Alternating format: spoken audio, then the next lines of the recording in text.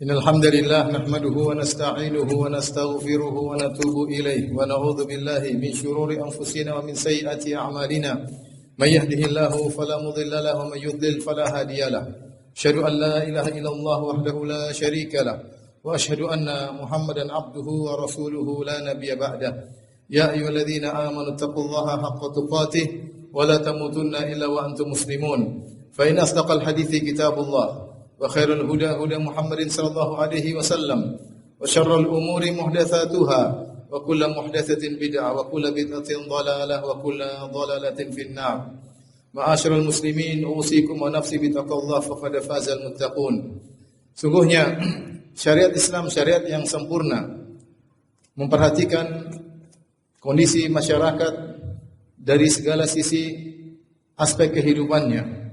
Sungguhnya dalam masyarakat kita ada orang-orang yang lemah, orang-orang yang susah, seperti orang-orang miskin, seperti anak-anak yatim, dan juga al-aramil, yaitu para janda, yang mereka membutuhkan perhatian khusus oleh kaum muslimin yang lainnya karena kondisi mereka yang sulit. Pada kesempatan kali ini kita akan bahas tentang armalah, tentang janda, wanita yang ditinggal mati suaminya atau diceraikan oleh suaminya. Ternyata janda mendapatkan perhatian khusus dalam syariat. Dalam satu hadis yang diriwayatkan oleh Abu Hurairah radhiyallahu taala anhu, qala Rasulullah sallallahu alaihi wasallam, Rasulullah sallallahu bersabda, "As-sa'i 'alal armalah wal miskin kal mujahid fi sabilillah." Seorang yang berusaha untuk mengurusi janda dan orang miskin, maka seperti orang yang berjihad di jalan Allah Subhanahu wa taala.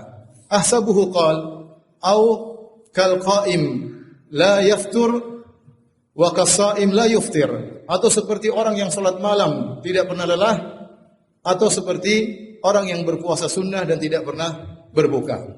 Sungguh pahala yang sangat agung yang disiapkan bagi orang-orang yang perhatikan orang-orang yang hidupnya dengan penuh kesulitan. Kita tahu bahwasanya seorang wanita jika dicerai atau suaminya meninggal, maka dia merasa kehidupannya hancur.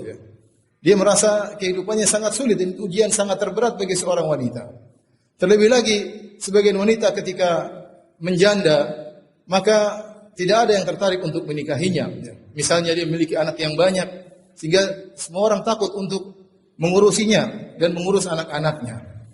Dan sebagian wanita tidak mau menikah karena sebab-sebab yang lain. Seperti bisa jadi dia mau menikah, tapi anak-anaknya tidak menyetujui. Anak-anaknya marah, mengatakan, ibu jangan nikah lagi. Ibu berkhianat kepada ayah. Dengan ucapan-ucapan yang membuat dia akhirnya tidak jadi menikah. Atau misalnya, dia ingin menikah, tetapi dia khawatir kalau dia menikah, dia tidak bisa mengurusi anak-anaknya. Sehingga dia harus konsen untuk mengurusi anak-anaknya. Kalau dia menikah, akan tersita waktunya bersama suaminya, sehingga dia pun tidak menikah. Atau di antara mereka ada yang tidak menikah karena terlalu sayang kepada suaminya, ingin berkumpul dengan suaminya di surga kelak. Sebagaimana dilakukan oleh sebagian sahabiat. Seperti di antaranya dilakukan oleh Ummu Darda. Ummu Darda radhiyallahu taala anha, ketika Abu Darda meninggal dunia, maka dilamar oleh Muawiyah bin Abi Sufyan. Maka beliau tidak mau. Beliau mengatakan Abu Darda telah meriwayatkan dari Nabi sallallahu alaihi wasallam, al-mar'atu li akhiri azwajiha, wanita akan dikumpulkan bersama suaminya yang terakhir. Sehingga dia mengatakan, la uridu li Abi Darda abadilan, aku tidak ingin ada pengganti bagi Abu Darda di surga kelak. Contoh lagi misalnya Nailah bintu Al-Farafisah, istrinya Utsman bin Affan radhiyallahu taala anhu, yang ketika Utsman terbunuh di hadapan dirinya, dikepung oleh orang-orang Khawarij, kemudian membunuh Utsman di hadapan sang istri. Sang istri sangat cinta kepada Utsman bin Affan, padahal dia terkenal cantik jelita. Sampai dia mengatakan, al-hubbu yabla kama yabla as-saub, bahwasanya cinta itu bisa layu sebagaimana layunya sebuah baju. Dan dia mengatakan, aku tidak ingin kesedihanku layu atas wafatnya Utsman.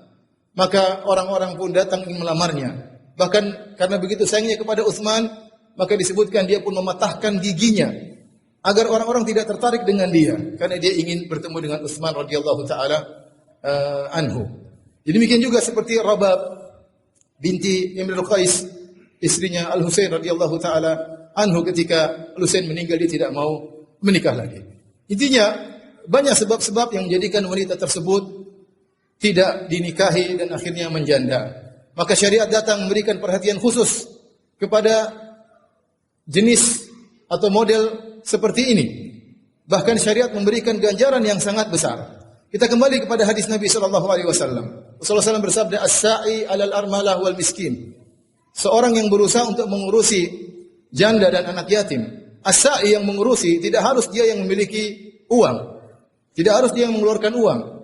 Apakah dia punya uang dia keluarkan untuk mengurusi janda dan anak yatim atau orang miskin, ataukah dia berusaha? Dia ke sana kemari mengurusi urusan orang-orang yang kesulitan ini, ya.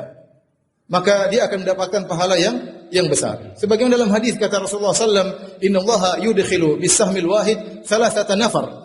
Sungguhnya Allah memasukkan ke surga gara-gara satu anak panah 3 orang. Siapa 3 orang tersebut? As-sani yang membuat anak panah tersebut. Yang kedua Ar-rami yang memenahkan anak panah tersebut untuk berjuang di jalan Allah Subhanahu wa taala.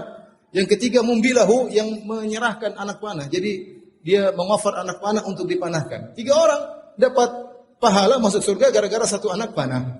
Maka bisa jika seorang tidak memiliki uang untuk mengurusi janda, anak yatim atau fakir miskin, dia bisa pergi ke sana kemari ngomongin orang-orang kaya agar memberi bantuan kepada orang-orang susah tersebut. As-sa'i alal armalah wal miskin kal mujahid fisabilillah, seperti orang yang berjihad di jalan Allah Subhanahu wa taala. Kenapa seperti orang yang berjihad di jalan Allah Subhanahu wa taala?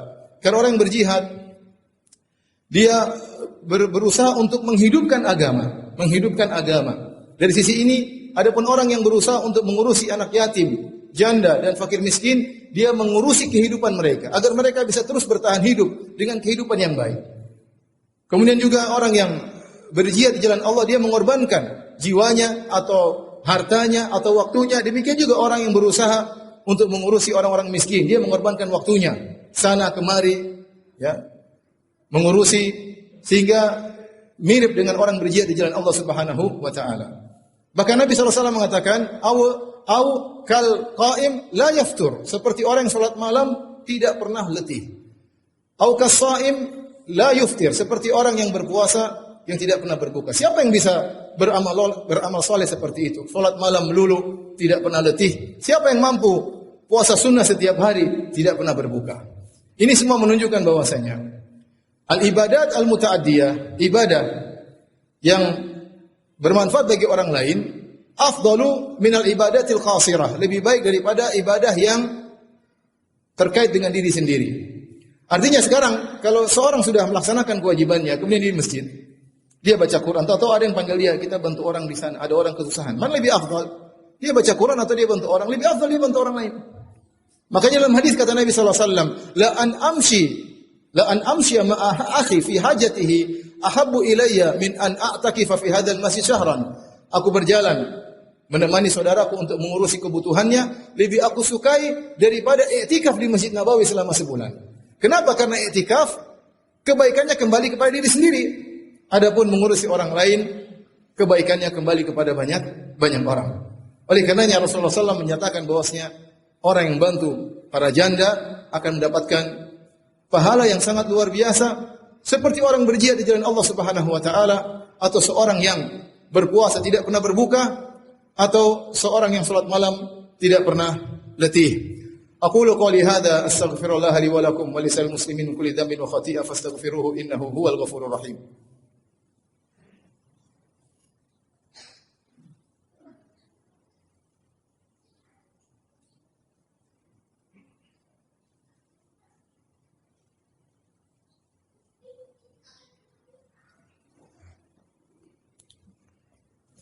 Alhamdulillahi ala ihsani wa syukru lahu ala taufiqihi wa amtinani wa asyhadu an la ilaha illallah wahdahu la syarika lahu ta'ziman li sya'ni wa asyhadu anna Muhammadan abduhu wa rasuluhu da'ila ridwani. Allahumma shalli alaihi wa ala alihi wa ashabihi wa ikhwani.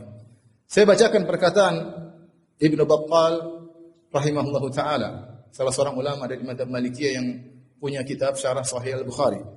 Beliau mengomentari hadis ini. Beliau berkata, "Man ajaza 'anil jihadi fi sabilillah wa an qiyamil laili wa siyamin nahar falyamal bihadzal hadis." Siapa yang tidak mampu untuk jihad di jalan Allah, tidak mampu untuk salat malam dan tidak mampu untuk puasa sunnah setiap hari, maka hendaknya dia mengamalkan hadis ini.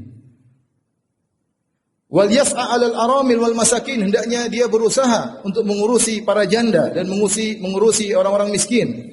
Liyuhsyara yaumal qiyamati fi jumlatil mujahidin fi sabilillah, agar pada hari kiamat kelak dia akan dibangkitkan bersama dengan para mujahidin fi sabilillah. Duna an yakhtuwa fi dzalika khutwah, padahal dia tidak pernah melangkahkan satu langkah pun untuk berjihad. Au yunfiqu dirhaman, bahkan dia tidak pernah berinfak 1 dirham pun untuk jihad di jalan Allah Subhanahu wa taala.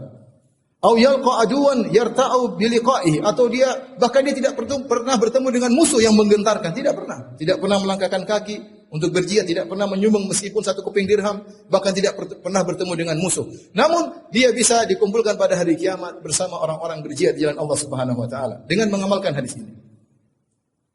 Au liyuhsyar fi zumratil shaimin wal qa'imin wa yanalu darajatahum, atau dia akan dikumpulkan pada hari kiamat bersama orang-orang yang senantiasa puasa sunnah dan bersama orang-orang yang senantiasa salat malam, karena dia telah meraih derajat mereka.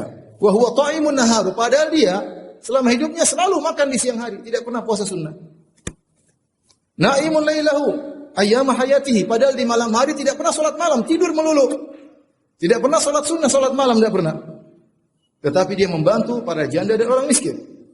Fayambaghi likulli mu'min an yahrisa ala hadhihi at-tijara allati la tabur, maka hendaknya setiap mukmin berusaha untuk mendapat keuntungan dari perdagangan ini yang tidak ada ruginya. Wa yas'a ala armalatin aw miskinin liwajhillahi ta'ala, berusaha untuk membantu janda atau orang miskin karena Allah Subhanahu wa taala.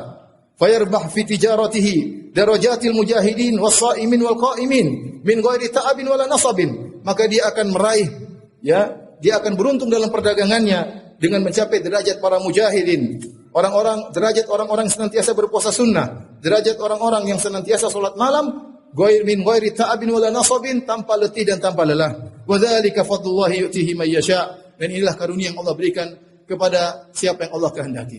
Oleh karenanya seorang berusaha mengurusi orang-orang yang kesusahan. Kalau dia ada waktu, dia mengurus satu keluarga, dia tahu ada keluarga miskin, tetangganya atau temannya, maka dia berusaha mengurusi mereka. Dia penuhi kebutuhannya. Kalau dia tidak punya uang, dia bisa kumpulkan bantuan dari orang-orang yang dermawan, kemudian berikan kepada mereka. Tapi dengan niat karena wajah Allah Subhanahu wa taala. Bukan karena riya, bukan karena untuk mengambil kesempatan dalam kesulitan, tapi karena Allah Subhanahu wa taala. Inna Allaha malaikatahu yusalluna ala nabi ya ayyuhalladzina amanu sallu alaihi wa sallimu taslima. Allahumma salli ala Muhammad wa ala ali Muhammad kama sallaita ala Ibrahim wa ala ali Ibrahim innaka Hamidum Majid. Wa barik ala Muhammad wa ala ali Muhammad kama barakta ala Ibrahim wa ala ali Ibrahim innaka Hamidum Majid. Warda 'anil khulafa'ir rasyidin wal a'immatil mahdiyyin alladzina qadaw bil haqqi wa bihi ya'dilun. Abi Bakar wa Umar wa Utsman wa Ali wa an sa'iri sahabati ajma'in wa tabi'in wa anna ma'ahum بكرمك وجودك يا أكرم الأكرمين. اللهم اغفر المسلمين والمسلمات والمؤمنين والمؤمنات الأحياء منهم والأموات إنك سميع قريب مجيب دعوات ويا قاضي الحاجات.